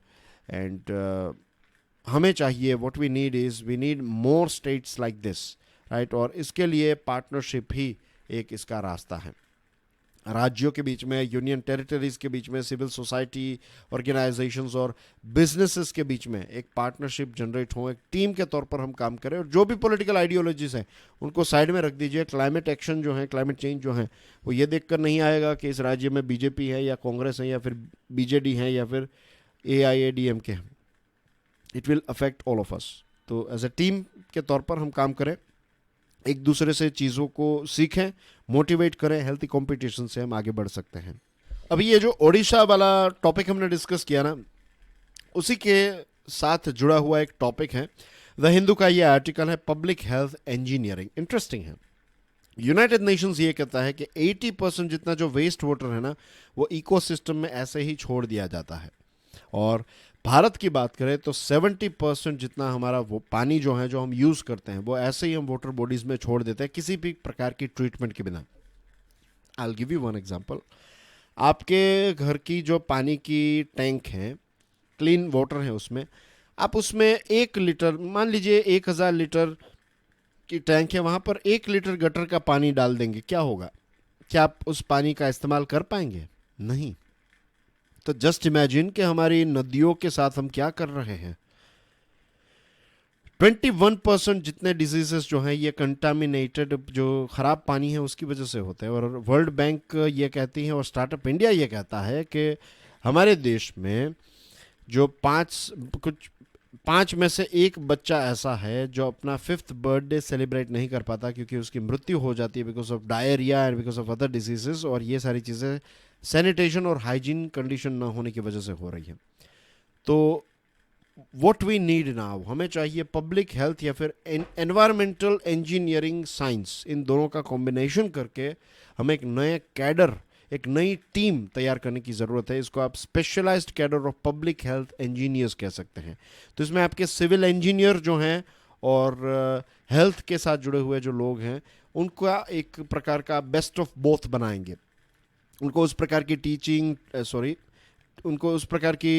टीचिंग दी जाएगी, राइट, ट्रेनिंग दी जाएगी उनको, और उनकी कैपेसिटी बिल्डअप की जाएगी. और एक स्पेशल टीम तैयार की जाएगी जो हमारे सिटीज़ में काम करेंगे, ग्रास रूट लेवल पर काम करेंगे. और वो हमारे जो हमारे सिविल इंजीनियर्स हैं ना, तो उनके अंदर वो उतनी अच्छी कोई पब्लिक हेल्थ रिलेटेड स्किल्स जो हैं वो नहीं होती हैं. और हमारे जो पब्लिक हेल्थ प्रोफेशनल्स हैं उनके पास इंजीनियरिंग स्किल्स नहीं होती. इसलिए आप देखते हैं कि हमारे शहरों के अंदर अर्बन एरियाज़ में पानी हो जाता है या फिर अर्बन फ्लड्स बन जाते हैं. क्यों? सिविल इंजीनियर अलग लेवल पर काम कर रहे हैं और हेल्थ जो प्रोफेशनल्स हैं वो अपने क्षेत्र में, तो सिलोस में काम कर रहे हैं अपने अपने. Draw it here, like Venn diagram अगर दो रहे, तो ये सिविल इंजीनियर हैं, ये हेल्थ ऑफिसर हैं. तो ये अपने अपने सिलोज में काम करें. What we need something like this, right, कि दोनों एक दूसरे के साथ इंटीग्रेट होकर काम करें एज ए टीम के तौर पर. और इनको ये चीज़ जो है वो ट्रेनिंग और उनकी पढ़ाई से ही सिखाया जा सकता है. अब जल जीवन मिशन के तहत 2024 तक 55 लीटर पानी पर पर्सन पर डे देने का एक वादा सरकार ने किया है. तो इसके लिए आपको पाइपलाइन, पानी की सस्टेनेबल सप्लाई चाहिए. ऑनलाइन सिस्टम से आपको मॉनिटर करना पड़ेगा सारी चीज़ों को, और वेस्ट वाटर को ट्रीट करना पड़ेगा. तो ये बहुत बड़े बड़े चैलेंजेस देश के सामने हैं और इसके लिए हमें चाहिए cadre of public health engineers. तो यही एक इस आर्टिकल में इंटरेस्टिंग बात है कि एक अलग से कैडर तैयार करें. जैसे हम IAS हैं, IFS हैं, IPS हैं, राइट, वैसे ही हम पब्लिक हेल्थ इंजीनियर्स की एक कैडर तैयार करें. और यूरोप में इसी प्रकार से चीज़ें हैंडल की जाती है. वेस्ट वाटर इंजीनियरिंग के स्पेशलाइज्ड लोगों को ही वेस्ट वाटर ट्रीटमेंट प्लांट पर जॉब मिलती है. तो हमारे यहाँ पर इस प्रकार की कैडर तैयार करके हम हमारे सिटीज़ को चेंज कर सकते हैं. मास्टर्स का प्रोग्राम इंट्रोड्यूस किया जा सकता है, डिप्लोमा प्रोग्राम्स इंट्रोड्यूस किए जा सकते हैं, इन सर्विस ट्रेनिंग दी जा सकती हैं. और बहुत सारे से वाटर बोर्न डिजीजेस जो हैं उनको रोका जा सकता है. मद्रास IIT जो हैं ये इस प्रकार का पब्लिक हेल्थ इंजीनियरिंग का कोर्स जो है वो स्टार्ट करने वाली हैं. तो यही चीज़ दूसरे इंस्टीट्यूशंस को भी स्टार्ट करने की ज़रूरत है। ऐसा ऐसा ऐसी एक अलग से जॉब, एक कैडर तैयार करने की आज आवश्यकता है। ये मिसिंग है और ये एक बहुत ही इंटरेस्टिंग व्यू पॉइंट इस आर्टिकल में हमें पढ़ने को मिलता है। तो अगर अर्बनाइजेशन के बारे में आपको प्रश्न पूछा जाए मेंस एग्जामिनेशन में, जो पूछा ही जाता है, बहुत ही इंपॉर्टेंट विषय है urbanisation and migration and things like that. और हाइजीन के बारे में, स्वच्छता अभियान में क्या चीज़ें चाहिए एक्सेट्रा, तो इसमें आप ये पब्लिक हेल्थ इंजीनियर्स जो हैं, जिसमें सिविल इंजीनियरिंग और पब्लिक हेल्थ की स्किल्स का mix and match, best of both world 50-50 हम लेकर एक नई कैडर तैयार कर सकते हैं। तो this is a very interesting solution. I hope things are clear. Pioneer का ये आर्टिकल है। और अगर हमारे कैपिटल न्यू दिल्ली की बात करें तो वेस्टलीज, राइट। अब वेस्टलीज का क्या मतलब होता है? एनसीईआरटीज में आपने पढ़ा होगा, राइट। ये सारी चीज़ें जियोग्राफी में एक्सप्लेन की गई हैं। अगर आपको इसके बारे में नहीं पता है कि विंड क्या होती है, एयर, विंड, ये सारी चीज़ों का ट्रैवलिंग कैसे होता है, राइट, तो आप उन चैप्टर्स को एक बार पढ़ लीजिएगा। ये नए स्टूडेंट्स के लिए मैं बता रहा हूँ, उसमें ये सारी चीज़ें एक्सप्लेन की गई हैं कि कैसे एयर का इंपॉर्टेंस क्या है, वी ऑल नो। फिर विंड जो हैं वो कैसे एक जगह से दूसरी जगह पर ट्रैवल करती हैं, हीट बेल्ट्स का इंपॉर्टेंस, और इसके लिए आपको बेसिक जियोग्राफी के बारे में पता होना चाहिए कि कहाँ पर ज़्यादा धूप होगी, धूप जहाँ पर ज़्यादा होगी वहाँ पर हवाएं जो हैं वो गर्म होगी, जो हॉट हवाएं हैं वो थोड़ी ज़्यादा लाइट होती हैं, तो वो ऊपर की तरफ जाएगी, तो उसकी जगह पर कोल्ड हवाएं आएगी, तो इस प्रकार से ये विंड जनरेट होगी। तो वेस्टर्लीज का मतलब यहाँ पर ये होता है, विंड जो होती है उसमें उसका जन्म जहाँ से होता है या फिर जिस दिशा से वो आती हैं उस दिशा के हिसाब से उसका नाम दिया जाता है। जैसे कि वेस्ट से आने वाली जो हवाएं हैं तो उसको वेस्टर्लीज कहते हैं, ईस्ट से आने वाली हवाएं जो हैं उसको ईस्टर्लीज कहते हैं। तो हॉट एंड ड्राई वेस्टर्लीज जो हैं, हॉट और ड्राई, गर्म हवाएं और ड्राई हवाएं की वजह से हमारा जो कैपिटल है न्यू दिल्ली, ये वाला रीजन और नॉर्थ वाला रीजन, सिर्फ न्यू दिल्ली की बात नहीं है, पंजाब हरियाणा के कुछ पोर्शन, उत्तर प्रदेश का पोर्शन, तो ये सारी जगहें जो हैं वो काफ़ी गर्म रही। आने वाले संडे की बात है, एक प्रेडिक्शन ये किया गया है कि मैक्सिमम टेम्परेचर जो है वो 48 डिग्री सेल्सियस हो जाएगा। अब जो हीट वेव की बात कर रहा था और आज हमने मदर नेचर की सेवा करने की बात की, तो उसमें आप जस्ट इमेजिन कीजिए 48 degree Celsius is too much to handle.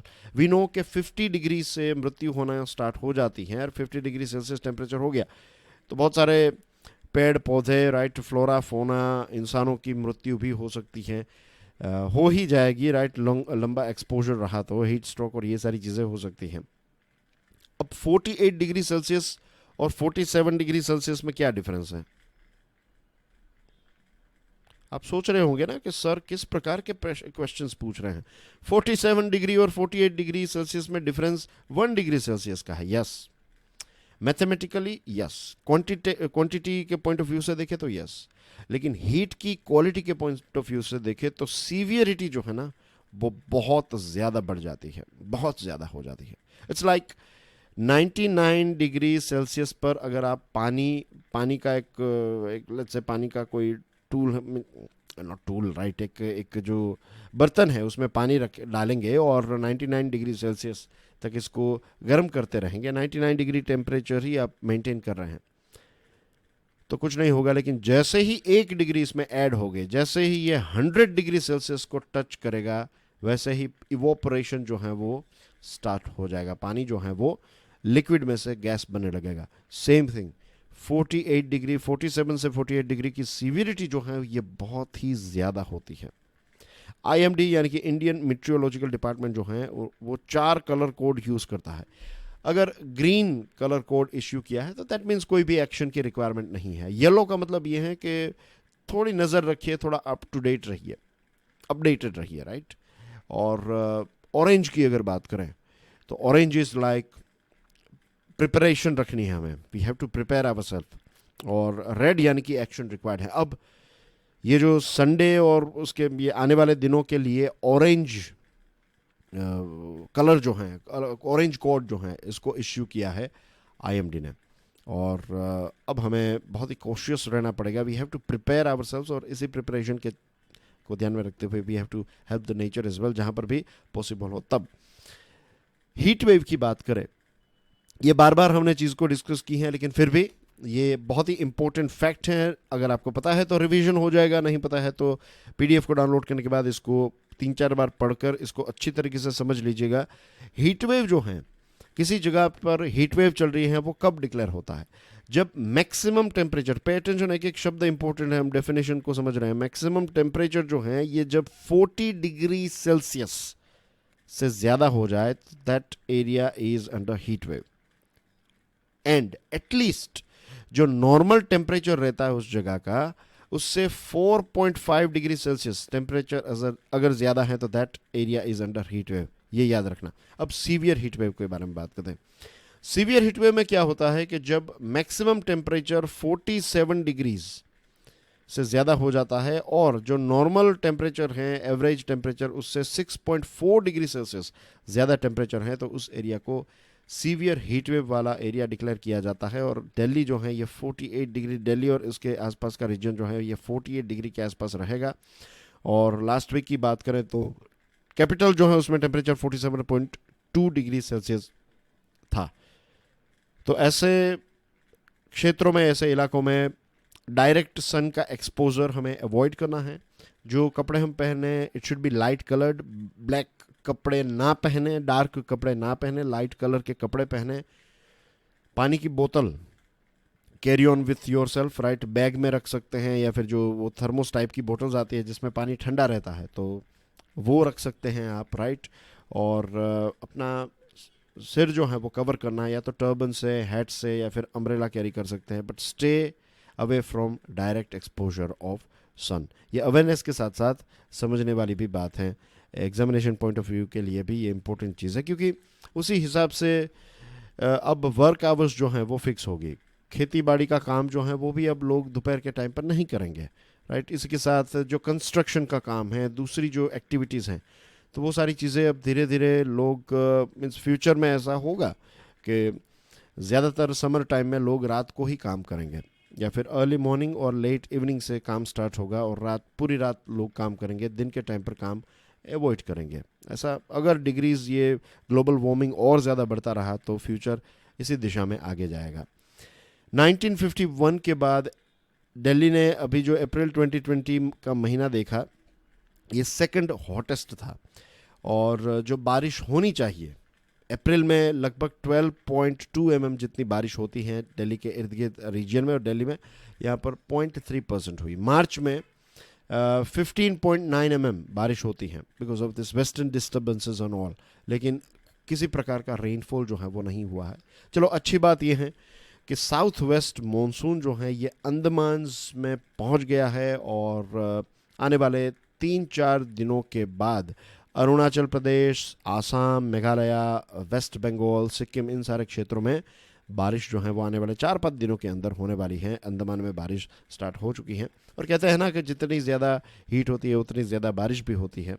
तो अब जो मानसून है वो उतना हमसे दूर नहीं है, लेकिन ये दिनों को काटना, ये कुछ हफ्तों को हमें जो क्रॉस करना है, तो they are going to be very challenging, particularly for flora and fauna. तो ज़रूर उनकी मदद कीजिएगा जो भी कैपेसिटी से हो सके। Take out 2 minutes, 5 minutes and do the thing, do take action. Symbolism and beyond the Hindu का ये आर्टिकल हैं, और आपकी स्क्रीन पर as you can see prime minister Modi हैं, उनके काउंटर पार्ट हैं यानी कि नेपाल के प्राइम मिनिस्टर हैं। पीछे जो आपको मंदिर नज़र आ रहा है, तो ये कहाँ का मंदिर है? ये लुम्बिनी, जो नेपाल में है, और इसको लेकर मैंने एक अलग से वीडियो भी बनाया है। अगर आपने नहीं देखा है then do check that out. जो बुद्ध पूर्णिमा थी, तो बुद्ध पूर्णिमा के बारे में हमने बात की, और फिर इस विषय के बारे में भी हमने कुछ इंटरेस्टिंग पॉइंट्स जो हैं वो डिस्कस किए थे। आज हम इंडिया नेपाल के बारे में बात करने वाले हैं। विनो के हमारे प्राइम मिनिस्टर नरेंद्र मोदी साहब नेपाल की एक छोटी सी यात्रा पर गए थे। बुद्ध जयंती का वो दिन था, और वो गए लुम्बिनी में, राइट। अब लुम्बिनी जो है ये एक ऐसी जगह है जहाँ पर भगवान बुद्ध का जन्म हुआ था, और एक लंबे समय से नेपाल के कुछ लोगों का ऐसा मानना था कि भारत इस बात पर यकीन नहीं करता है कि नेपाल में या फिर लुम्बिनी में ये सिद्धार्थ गौतम का जन्म जो है, भगवान बुद्ध जिनको हम कहते हैं, तो उनका जन्म लुम्बिनी में हुआ था, ऐसा भारत नहीं मानता है। और इस चीज़ को लेकर वो थोड़े बहुत गुस्से भी थे। लेकिन प्राइम मिनिस्टर नरेंद्र मोदी साहब वहाँ पर गए और लुम्बिनी में गए, वहाँ पर उन्होंने कहा भी कि ये भगवान बुद्ध जो है उनका जन्म यहाँ पर हुआ था एंड थिंग्स लाइक दैट। तो ये चीज़ जो है ये ऑफिशियली क्लियर हो चुकी है कि भारत इस चीज़ को मानता है कि लुम्बिनी में ही भगवान बुद्ध का जन्म हुआ है। और ये चीज़ मैं इसलिए एक्सप्लेन कर रहा हूँ, not from religious point of view but more from diplomatic point of view, कि पहले इस चीज़ को लेकर इश्यूज हुआ करते थे, इस टॉपिक को डिस्कस किया जाता था। अब इस टॉपिक को डिस्कस हमें नहीं करना है, क्योंकि अब once and for all it is settled. Bharat ने इस चीज़ को मान लिया है क्योंकि प्राइम मिनिस्टर साहब वहाँ पर गए हैं। दोनों नेताओं ने मिलकर एक शिलान्यास किया, एक India international centre for Buddhist culture and heritage, ये लुम्बिनी मोनेस्टिक जोन जो है यहाँ पर भारत ने शिलान्यास किया। अब इसका कंस्ट्रक्शन जो है वो किया जाएगा। अब ऐसा हम क्यों कर रहे हैं? द रीज़न इज़ के लुम्बिनी एक ऐसी जगह है जहाँ पर दुनिया के अलग अलग देश जो हैं, देखिए बुद्धिज़्म को कितने सारे देश फॉलो करते हैं, तो या फिर आप कह सकते हैं कि बुद्धिस्ट पॉपुलेशन जो है वो दुनिया के बहुत सारे देशों में रहते हैं। फॉर एग्जांपल मंगोलिया में है, चाइना में है, then you have in Myanmar, Thailand and Laos and Cambodia, Japan, South Korea etcetera. तो बहुत सारे अलग अलग देश जो हैं उनकी मोनेस्ट्रीज़ यहाँ पर उन्होंने क्रिएट की हैं। और चाइना जो है वो यहाँ पर बहुत बड़ी स्पॉन्सरशिप कर रहा है। और चाइना बेसिकली रिलीजियन का इस्तेमाल करते हुए सॉफ्ट पावर जो है अपना, उसको और ज़्यादा एक्सपांड करने की कोशिश कर रहा है। और इसी सॉफ्ट पावर के चक्कर में वो क्या कर रहा है, इंडिया का जो एक इन्फ्लुएंस है उसको भी कट करने की कोशिश कर रहा है। तो ये जो हमने ये सेंटर यहाँ पर जो फाउंडेशन स्टोन शिलान्यास जिसका किया प्राइम मिनिस्टर मोदी साहब ने, तो this is a good start by India as well. ऐसा नहीं है कि भारत ने सिर्फ यही चीज़ की है, भारत ने दूसरी चीज़ भी की है लुम्बिनी के लिए, but this is a good start, ताकि चाइनीज़ स्पॉन्सरशिप और पेट्रोनेज जो है उसको एक हद से हम यहाँ पर काउंटर कर सकें। इसी के साथ साथ कुछ MOUs भी साइन हुए। इसमें सबसे इम्पोर्टेंट हैं अरुण 4 हाइड्रो पावर प्रोजेक्ट का MOU। और जो शेर बहादुर दोबा साहब हैं, तो वो भारत की यात्रा पर आए थे अप्रैल में, आपको याद होगा। और उससे पहले भारत के रिलेशनशिप जो हैं वो काफ़ी ज़्यादा ख़राब थे, ख़ास करके KP ओली शर्मा जब प्राइम मिनिस्टर थे नेपाल के, तो उस टाइम पर बहुत सारे इश्यूज जो हैं वो भारत और नेपाल के बीच में हुए। लेकिन अब रिलेशनशिप जो हैं वो धीरे धीरे अच्छी दिशा में जा रहे हैं। दोनों देशों के बीच में स्ट्रॉन्ग कल्चरल टाइज हैं। मैंने कई बार कहा है, रोटी बेटी का रिलेशनशिप है, राइट, यानी कि शादी ब्याह भी होते हैं एक दूसरे के साथ, एक दूसरे देशों के लोगों के बीच में। और कॉमन कल्चर, रोटी इटसेल्फ लाइक कॉमन कल्चर, और खाने पीने की चीज़ें एक्सेट्रा, ये सारी चीज़ें रिप्रेजेंट करता है।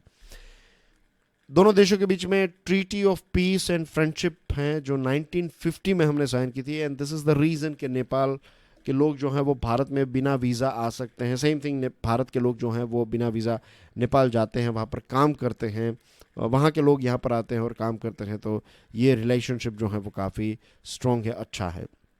कुछ इरिटेंट्स भी हैं रिलेशनशिप में, जिसकी वजह से रिलेशनशिप में कुछ स्ट्रेन्स हमें देखने को मिले। दो अच्छे दोस्तों के बीच में कुछ एक दो पॉइंट्स ऐसे होते हैं जिनको लेकर उनके बीच में इश्यूज चलते रहे, लेकिन मित्रता इतनी अच्छी है और इमोशनल अटैचमेंट है, तो इसकी वजह से वो एक दो चीज़ें जो हैं वो हम नज़रअंदाज कर देते हैं। लेकिन कई बार वो एक दो चीज़ें जो हैं वो सामने आ जाती हैं कुछ ओकेशंस पर, और दो मित्रों के बीच में फिर कड़वी बातें भी हो जाती हैं। तो same thing goes with India and Nepal as well. तो अब जो अच्छी बात है वो ये है कि दोनों तरफ से ये एफर्ट्स लगाए जा रहे हैं, दोनों तरफ से ये प्रयास हमें देखने को मिल रहा है कि दोनों जो हैं वो इस चीज़ को, मीन्स ये जो कड़वाहट है उसको हटाने के लिए दोनों काम कर रहे हैं। और रिलीजियस डिप्लोमेसी जो है वो भी एक इम्पोर्टेंट पॉइंट है दोनों देशों के बीच में। एक जो बदलाव हमें देखने को मिल रहा है दैट इज़ कि नेपाल के पॉलिटिकल और इकोनॉमी में एक बदलाव हमें देखने को मिला है। और पहले ऐसा था कि नेपाल के बहुत सारे यंगस्टर्स का एस्पिरेशन ये था कि वो भारत जाएंगे और भारत जाकर जॉब करेंगे या फिर बिजनेस करेंगे और फिर पैसे कमाएंगे और अपने नेपाल में जो परिवार हैं तो उनका ग्रोथ और डेवलपमेंट होगा और देश का भी होगा। लेकिन अब इंडिया जो है उनकी ऐसा नहीं है कि पहले India was the only choice, लेकिन अब दुनिया के बहुत सारे देश जो हैं वहाँ पर नेपाल के लोग जाने लगे हैं। तो this is A change, right. उनके लिए अच्छा चेंज है। भारत को इसके बारे में सोचना चाहिए, right. We have to seriously think about it कि नेपाल के लोग अब भारत को उतना ज़्यादा प्रेफर नहीं कर रहे हैं जितना वो पहले करते थे। Relations need to graduate to a more meaningful partnership. अब इकोनॉमिकल लेवल पर और जियोपॉलिटिकल इश्यूज पर रिलेशनशिप को और अपग्रेड करने की ज़रूरत है। रिलीजियस पॉइंट्स से या फिर कल्चरल टाइप्स हैं, जियोग्राफिकल क्लोजनेस है, तो ये सारी चीज़ें हैं, तो ये अच्छी बात है। लेकिन इस पर अब हमें नेक्स्ट लेवल पर जाने की ज़रूरत है जहाँ पर इकोनॉमिकल और जियोपॉलिटिकल इश्यूज में हम मिलकर काम करें। इंफ्रास्ट्रक्चर डेवलपमेंट नेपाल का जो है वो भारत को करना पड़ेगा, राइट। ये हमारी एक प्रकार से आप कह सकते हैं रिस्पॉन्सिबिलिटी भी बनती है। इससे हमारे देश का भी फ़ायदा होता है, उनका भी फ़ायदा होगा। हाइड्रो पावर, ट्रांसपोर्टेशन, कनेक्टिविटी, और जो वे सारे स्टेट्स जो नेपाल के साथ बॉर्डर शेयर करते हैं तो उनके सिटीजन्स के लिए भी इसके बहुत सारे फ़ायदे होंगे। डेथ बाय ब्रेथ, पायोनियर का ये आर्टिकल है। नाम से ही पता चल गया होगा या फिर इमेज देखकर ही पता चल गया होगा, we are going to talk about pollution, particularly air pollution. Climate change की इम्पैक्ट हमारे देश पर काफ़ी ज़्यादा हो रही है और उसी के साथ साथ पोल्यूशन भी काफ़ी ज़्यादा बढ़ चुका है। और पोल्यूशन की वजह से दुनिया में इतने सारे लोगों की मृत्यु भी हो रही है। 6.6 मिलियन लोगों की प्री मैच्योर डेथ हुई 2019 में बिकॉज ऑफ पॉल्यूशन, और इसमें से 17.8% यानी कि 1.67 मिलियन लोग, 1.67 million, we are talking about कितने, 16 लाख, लगभग 17 लाख लोगों की मृत्यु हमारे देश में हुई, प्री मैच्योर डेथ हुई 2019 में because of pollution. Just imagine के पॉल्यूशन कितना बड़ा किलर बन चुका है। हाउस होल्ड एयर पॉल्यूशन को एक हद तक हमने कम किया बिकॉज ऑफ दिस प्रधानमंत्री उज्ज्वला योजना, जिसमें सब्सिडी पर ये सिलेंडर दिया जाता है, राइट, एलपीजी सिलेंडर। तो इसकी वजह से वो जो चूल्हा और वो सारी चीज़ें थी वो तो कम हुई, नो डाउट, राइट। उसका इस्तेमाल कम हुआ है इंडोर, और क्योंकि उससे महिलाओं को काफ़ी ज़्यादा लंग्स के डिजीज़ और ये सारी चीज़ें होते थे, और इससे अलावा भी बहुत सारी तकलीफ होती थी। वो लकड़ी ढूंढने के लिए जाना, उसको कलेक्ट करके लाना, तो बहुत ज़्यादा लेबर वर्क बढ़ जाता था, अपने परिवार को समय नहीं दे पाते थे। तो ये सारी चीज़ों में बदलाव आया है। अब टेम्परेचर जब बढ़ता जाता है और अनटाइमली बारिश होती है ना, धूप और बारिश, इसका जो कॉम्बिनेशन है, तो इसकी वजह से वेक्टर बोर्न डिजीजेस भी काफ़ी ज़्यादा होने लगे हैं। मच्छर की वजह से और इन सारे वेक्टर्स की वजह से होने वाले diseases, for example dengue infection की बात करें तो 2018 में 1,93,000, sorry last year, right, last year अगर हम बात करें तो 1,93,245 इन्फेक्शंस हुए, 306 लोगों की मृत्यु हुई बिकॉज ऑफ डेंगू। ये 2018 के कंपैरिजन में सबसे ज़्यादा है। और जिन राज्यों में, अभी मैंने आपको कल ही बताया था ना, कल या फिर परसों हम बात कर रहे थे कि आने वाले कुछ दिनों के अंदर बारिश होगी नॉर्थ ईस्टर्न रीजन में। तो अब जिन राज्यों में थोड़ी बहुत बारिश हुई है वहाँ पर ऑलरेडी वेक्टर बोर्न डिजीज़ जो हैं, वो इन्फेक्शंस हैं, वो काफ़ी बढ़ चुके हैं। और सितंबर 2022 तक हमारे बहुत सारे रीजन्स में इरेटिक और एक्सेस रेनफॉल होगी, और पानी के साथ जो भी डिज़ास्टर होते हैं या फिर पानी के साथ जुड़ी हुई चीज़ें जो है ना, उसमें आपको यही, कहीं पर सुनामी आ गई तो सुनामी के बाद सेकंड जो इनिंग होगी वो डिजीज़ की होगी। कहीं पर बहुत ज़्यादा बारिश आ गई तो वहाँ पर भी डिजीज़ जो है वो काफ़ी ज़्यादा, डेंगू एक्सेट्रा काफ़ी बढ़ जाएंगे। आईसीएमआर का कहना यह है कि क्लाइमेट क्राइसिस प्लस जो फटाफट अर्बनाइजेशन हो रहा है, इसकी वजह से भी ये हो रहा है।